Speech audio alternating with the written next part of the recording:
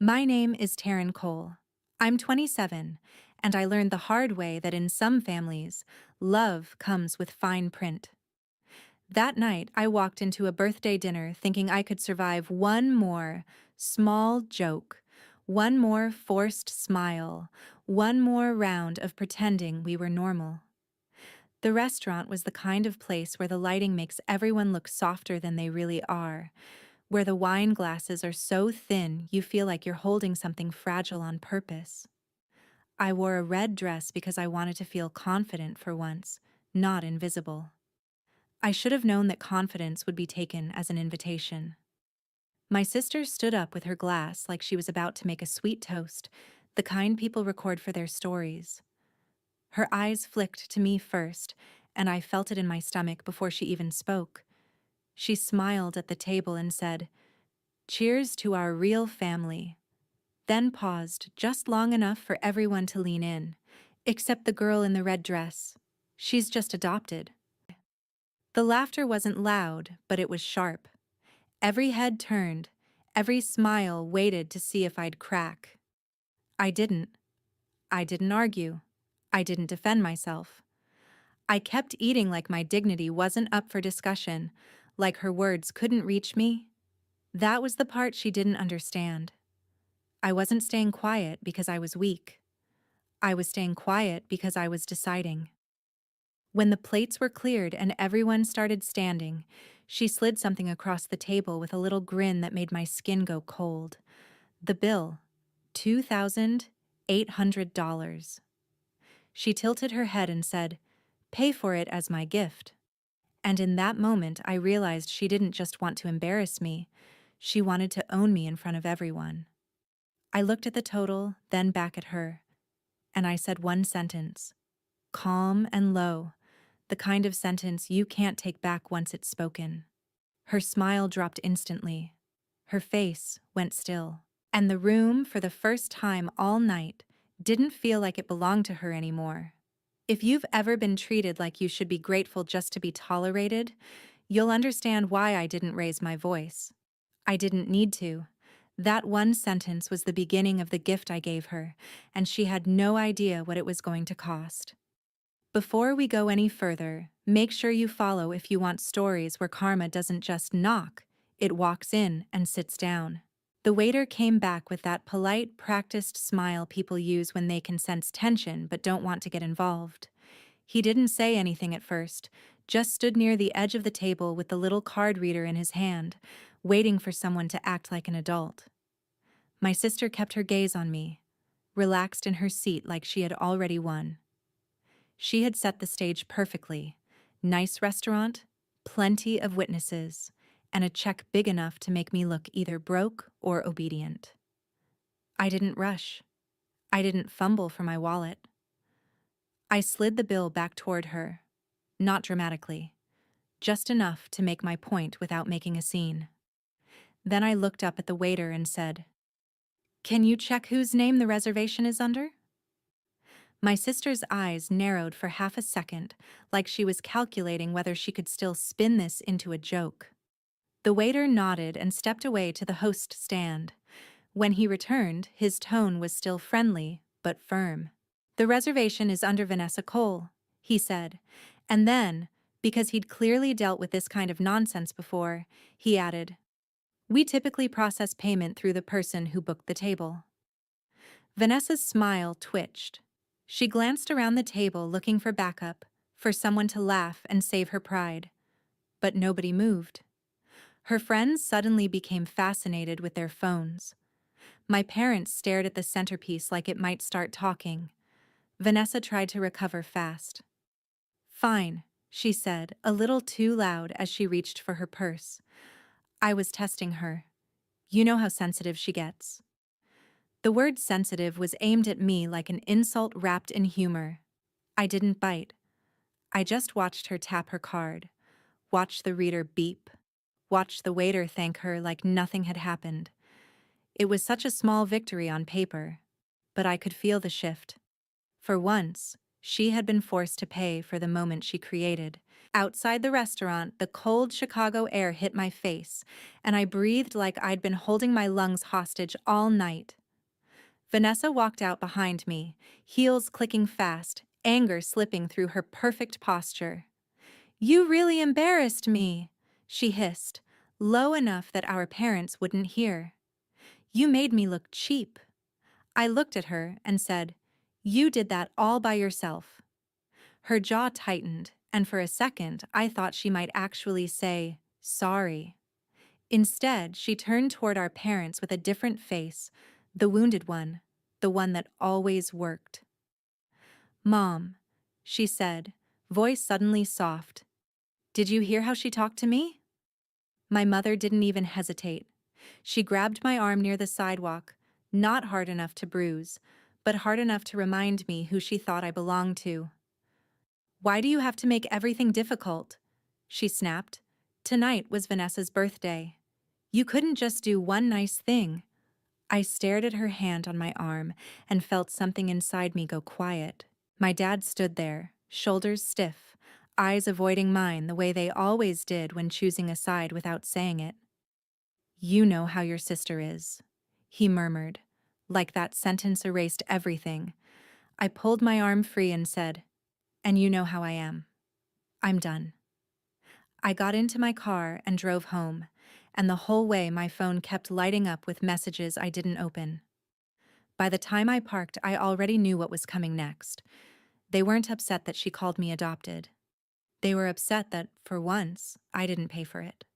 The next few days were quiet in the way a storm is quiet when it's still far out at sea. Nobody apologized. Nobody asked if I was okay. Instead, my sister posted photos from the dinner like it had been perfect. Smiling group shots, fancy plates, candles, and then a close-up of her birthday cake with the caption, "Best night with my real people." No tag, no mention of me, just a clean little rewrite of reality, like I had never existed at her table at all.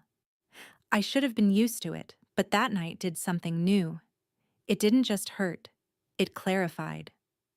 2 weeks later, my parents invited me to a Saturday picnic at our usual park in the suburbs. It was the kind of day families in America treat like a tradition.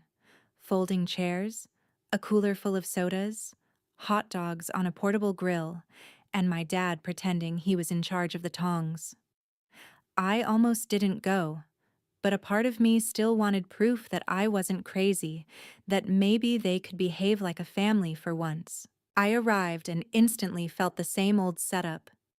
My sister was already there, laughing too loudly, telling a story where she was the hero. When she saw me, she scanned me like she was checking whether I deserved to be in the frame. "Oh, look," she said, sweet as syrup. She showed up. Our little chosen one. A couple of people laughed, the kind of laugh that isn't really funny but joins in anyway. Then came the photos. Vanessa made a big deal out of getting the perfect group shot for Instagram. She positioned everyone like props, pulled my mother closer, made sure my dad stood behind her shoulder, then angled her phone toward the sun. "Scoot in," she said, and when I stepped forward, she shifted slightly so I ended up half blocked behind someone's arm. When she posted it later, I wasn't even surprised. My face was cropped out like an accident. Her caption read, "Family is everything." My mother liked it within seconds. That was the moment I stopped hoping. A week after that, Vanessa hosted another celebration, this time on a rooftop downtown. All city lights and expensive cocktails. She called it a toast for her new project, her big next step. I went because I wanted to see it with my own eyes, because sometimes you need to witness the pattern one last time to stop denying it. Halfway through the night, Vanessa clinked her glass and thanked everyone for believing in her. Then she turned toward our parents and said, "And of course, none of this would be possible without Mom and Dad. Thank you for investing $30,000 in me. You've always supported the people who actually have potential." The word actually landed like a slap. People nodded like this was inspiring. My parents smiled proudly like they had just bought a front row seat to her greatness. I felt my heartbeat steady instead of spike, like my body had finally learned there was no point fighting for air in a room that didn't want me breathing. I set my drink down, looked at Vanessa, and asked calmly, "Is that an investment, or is that money you never plan to pay back?" The rooftop went quiet in a way that made every sound sharper. Vanessa's eyes widened, then she laughed too quickly. "Wow," she said, loud enough for everyone. "See what I mean? She's always dramatic, always jealous." My mother's face tightened. My dad's jaw worked like he was chewing on words he refused to say. Vanessa leaned closer and whispered, "Don't do this here. You don't get to ruin my night." I looked at her and said, "You ruined it the moment you decided I wasn't family." Then I walked out. In the elevator down, my phone started buzzing. Mom, Dad, Vanessa. Over and over. I didn't answer. When I got home, I blocked Vanessa's number, then my mother's, then my father's. My hands didn't shake. My chest didn't ache. I just felt this clean, empty space open up inside me, like I had finally stepped out of a room that had been slowly poisoning me for years. And that's when the real shift began, because the moment I disappeared, Vanessa stopped performing. She started kneading. For the first time in my life, silence felt expensive in a good way. My mornings were mine. No guilt texts, no passive-aggressive group chats, no last-minute demands disguised as family plans. I threw myself into work, and it surprised me how quickly my brain stopped bracing for impact. I worked in cybersecurity, the kind of job where patterns matter and small inconsistencies always lead to bigger truths if you stare long enough. I didn't tell anyone at my office what happened. I didn't need sympathy. I needed distance. I started running again after work, not to punish myself, but to feel strong in my own body. I cleaned out my apartment like I was clearing out old air. I even changed my emergency contact, and the fact that it hurt was proof it was necessary. Weeks passed, then a month. My sister stayed blocked. My parents stayed blocked. I expected relief, and I got it, but there was also this strange new feeling underneath it, like a quiet confidence I'd never earned before. I wasn't waiting to be chosen anymore. I was choosing myself. One afternoon, I got a message from my cousin Sasha. We weren't close when we were kids, but she was the one relative who always looked uncomfortable when Vanessa made her little jokes. The text was simple. "Are you okay?" I didn't answer right away. Part of me didn't want to open any door back into that world. But Sasha followed up with a second message that made my stomach drop. "Vanessa is telling people you abandoned the family, and Mom and Dad are stressed. Like really stressed." I called Sasha that night. She didn't waste time. She told me Vanessa's new project wasn't doing well.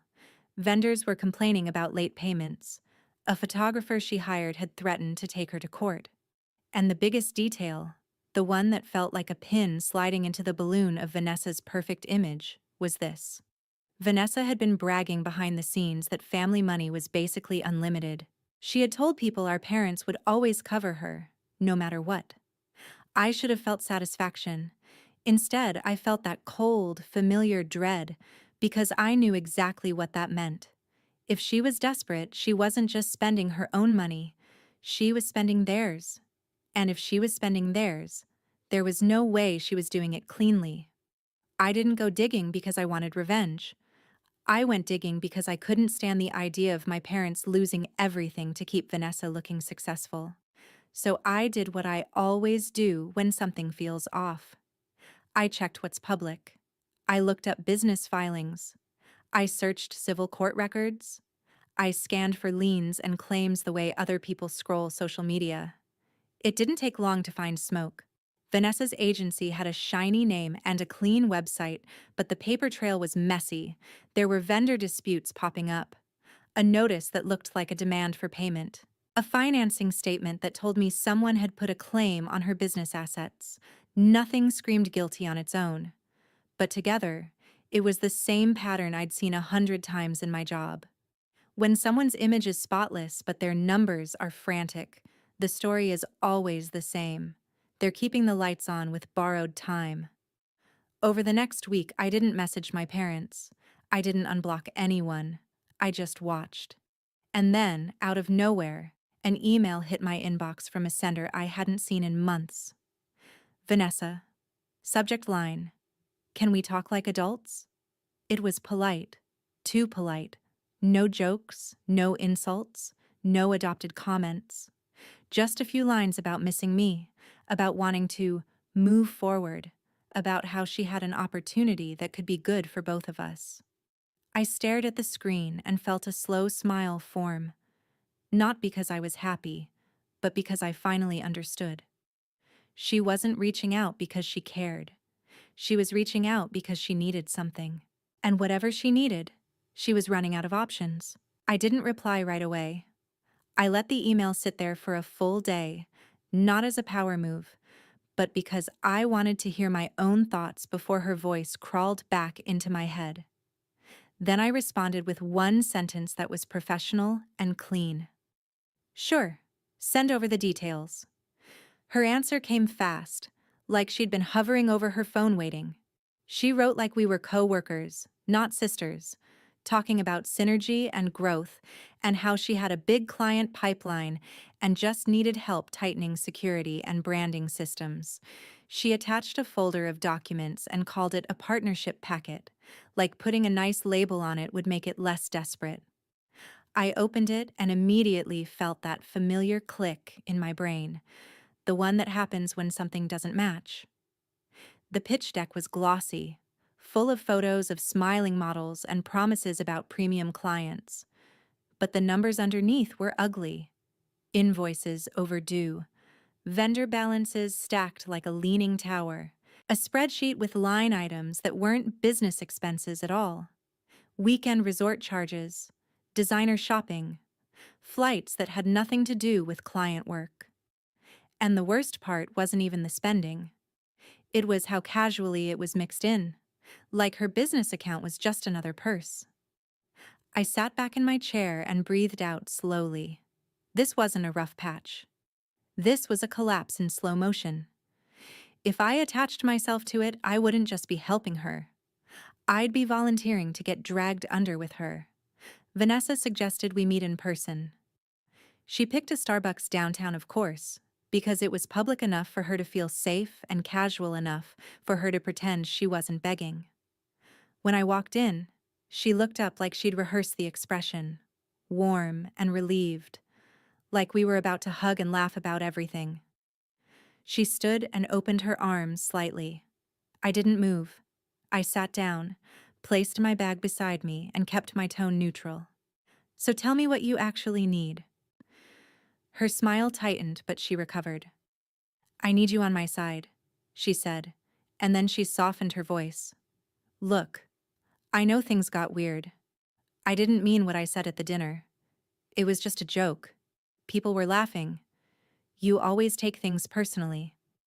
There it was. The same old pattern dressed up as reconciliation. I didn't argue with it. I just stared at her until she shifted in her seat. Okay, she rushed. Maybe it was harsh. But you have to admit you came at me too. You embarrassed me in front of everyone. I let that hang for a second. Then I opened my laptop and turned it slightly so she could see the spreadsheet she sent me. Vanessa, I said, calm enough to make her uncomfortable. Your problem isn't me. It's this. She glanced at the screen and her face flickered. Just a tiny crack in the mask. That's out of context, she said quickly. Those are temporary. I'm scaling. That's what entrepreneurs do. I pointed to a line item without touching the keyboard. Is a weekend resort temporary too? Or the designer charges? Are those clients? She swallowed and laughed, a little too sharp. Don't be dramatic. Then she leaned in and lowered her voice. You're smart. You know how to make things disappear. You could help me clean this up. Just make it look organized. Once the new funding hits, nobody will care. My stomach turned, not from shock, but from clarity. She didn't want help. She wanted cover. She wanted a witness with credibility. She wanted me to be the adult in the room so she could keep being reckless. I closed my laptop slowly and said, I can't partner with a business that can't separate company money from personal spending. Her eyes narrowed. So you're saying no? I'm saying I'm not attaching my name to this, I replied. Vanessa's voice rose just enough to make nearby people glance over. You're doing this to punish me. I stayed calm. I'm doing this to protect myself. She leaned back, arms crossed, and her face shifted into that familiar cruelty she used when she didn't get her way. Of course, she said, letting the sarcasm drip. The adopted one finally grew a spine. Cute. I felt my pulse stay steady. Then I stood up, picked up my bag, and looked down at her like she was a stranger I'd outgrown. You taught me I'm not family, I said, voice low. So don't ask me to carry your mess. Her mouth opened like she had 1,000 insults ready, but nothing came out. For a second, she just stared at me, blinking, like she couldn't understand why her usual buttons weren't working anymore. Then her phone buzzed on the table. She glanced at it and her face drained of color. She looked up at me, suddenly tense, suddenly scared. Wait, she said, softer now. Taryn, don't go. I just need you to listen. I paused for half a second, not because I cared, but because I wanted to see if she could say one honest sentence. She couldn't. Instead, she whispered, If this gets out, I'm done. I nodded once. Then you should have stopped before it got this far. And I walked out. Before I even reached my car, my phone lit up with a notification from Sasha. 3 words that made everything in Vanessa's world start to tilt. She's being sued. The lawsuit didn't arrive like a dramatic headline. It arrived the way real consequences show up in America. A certified letter, a court notice, and a lawyer's voicemail with a deadline. Vanessa tried to brush it off, calling it a vendor misunderstanding, but the dominoes started falling fast. 1 vendor became 2. Then clients backed out because her agency ran on trust and image, and both were cracking at the same time. A week after our Starbucks meeting, I got a voicemail from Jared, her boyfriend. His voice sounded tight and tired. He said Vanessa was panicking and my parents were about to get dragged into it. That was enough to make me drive to my parents' house that night. My mom opened the door already defensive, like I was the problem walking in. My dad sat in the living room staring at the floor. I didn't argue. I went straight to the point. You need to check your bank accounts tonight. My mom waved it off. Vanessa handles our finances. I kept my voice calm. That's exactly why you need to look. At the kitchen table, I had my mother log in herself. I didn't touch anything. I just watched the screen load and saw both of their faces change. Transfers they didn't recognize. Repeated payments routed to unfamiliar accounts.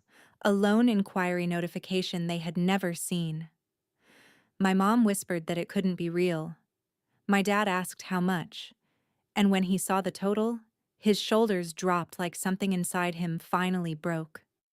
My mother cried quietly, not from guilt, but from shock. I told them what to do, step by step. Call the bank, freeze access, change every password, and meet with an attorney in the morning. The next day, they did exactly that. Vanessa showed up furious, screaming that everyone was betraying her, blaming me for turning them against her. My father demanded the passwords. She refused. That refusal became its own evidence. Within days, the vendor case expanded, and a forensic review was requested. Her payment processor froze funds. More clients canceled. Friends stopped answering. Then the car she loved so much disappeared from the driveway at sunrise. Repo doesn't look like revenge. It looks like a tow truck and a silent neighborhood. Vanessa tried calling me from new numbers, swinging between rage and begging. I didn't respond. A month later, liquidation notices went up. Her business assets were being sold to cover debts. I bought what I needed legally through the public sale, the same way anyone could, and used it to build something clean. When Vanessa found out, she screamed that I stole her life. My dad finally said the sentence she couldn't survive. "You stole from us," he told her, voice shaking. "And you're still playing the victim." After that, she had nowhere left to stand. Vanessa didn't end up with a cinematic courtroom speech or a neat little redemption arc. Real consequences don't need dramatic music. They just keep showing up every morning until a person runs out of places to hide. The first thing she lost was her audience. The friends who used to crowd around her at dinners and rooftop parties stopped answering. The group chats went quiet. People who once called her inspiring suddenly had meetings they couldn't miss. Even the ones who still cared kept their distance, because nobody wants to be close to a fire when the investigators show up. Then she lost her image. Without the agency, without the clients, without the fancy car and the constant busy schedule, she didn't know who to be. She tried to act like she was taking a break, like it was a choice. But you can only post motivational quotes for so long before reality catches up. When my parents finally cut off her access and the lawyer got involved, she moved back into their house, not as the star, as a problem that now lived in the guest room. I visited my parents more after that, not because everything was magically fixed, but because I refused to let them drown in shame alone. My mother looked older in a way that made me angry at the years she wasted defending Vanessa's cruelty. One evening, over coffee at their kitchen table, she said quietly, "We thought we were protecting the family. My dad didn't make excuses this time. He stared at his hands and admitted, 'We kept choosing peace over truth, and we made you pay for it.'" That was the first apology I'd ever heard that didn't come with a warning or a blame attached. Vanessa tried to talk to me once, cornering me in the hallway like we were teenagers again. Her voice shook as she said she didn't mean for it to go this far. She said she was under pressure. She said she was scared. I listened because I'm not heartless, but I didn't fold. I told her the truth. Pressure doesn't turn you into someone cruel. It just reveals who you already are. A week later, a handwritten letter showed up at my apartment. It wasn't a perfect apology. It was messy and defensive in places. But buried in the middle was one honest line. She wrote that she hated how easily I could survive without needing applause, and she hated herself for needing it so badly. I didn't write back. Not out of spite, out of self-respect. Some doors don't need to be reopened to prove you've healed. I focused on my work, on my peace, and on building a life that didn't require anyone's permission. I helped my parents set up their finances safely, taught them how to protect their accounts, and made sure they had boundaries that couldn't be bypassed by guilt. Vanessa took a part-time retail job a few weeks later. It was the first time she had to show up on someone else's schedule and earn money without a spotlight. She hated it. But it was real, and it was necessary. The lesson I took from all of it is simple, and I wish I'd learned it sooner. Being family isn't about blood or paperwork. It's about respect. If someone only treats you well when you're useful, that isn't love. It's control. And the strongest revenge isn't screaming or humiliating them back. It's refusing to be owned. It's building a life so solid that their opinions can't shake it.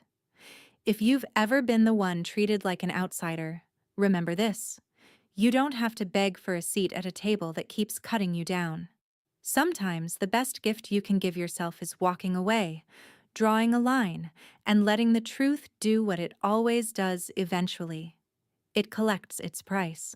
Our team at the Revenge Argon channel is working hard to craft stories that are engaging, meaningful, and memorable. This is a fictional story created for entertainment and educational purposes, designed to share positive lessons and valuable takeaways with our viewers. Love how the main character stayed calm, set firm boundaries, and let the truth handle the consequences instead of losing control in the moment. She proved that the strongest revenge isn't shouting. It's protecting yourself and moving with quiet confidence. If you were in her shoes, What would you do? Pay the bill to keep the peace? Confront your sister on the spot? Or walk away and cut contact?